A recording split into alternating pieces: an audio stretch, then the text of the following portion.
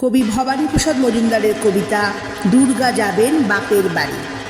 দুর্গা যাবেন বাপের বাড়ি, সঙ্গে যাবেন কে? লক্ষ্মী সুরো গবসা কেতো কোমর বেঁধেছে। ময়ূর পেঁচা হাঁস ও ইঁদুর ওরাও সাথে যাবে। ৫-৬টা দিন তাক ধিনা দিন মজা করেই খাবে। বললে ওরা ভাল লাগে রোজ এক জিনিস খেতে। বছরে তাই চাই কটা দিন অন্য কিছু পেতে। হলেও ভঙ্গ ওদেশ বঙ্গ দারুণ রঙে ভরা। Chop roll fry chow Mughlai সাতকি পাগল পাড়া। Chicken mutton biryani how funny how lovely.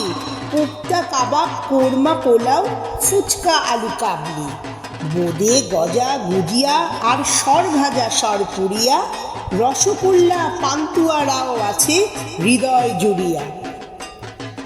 পায়েস খাবো আয়েস করে মিহিদানা চমচম।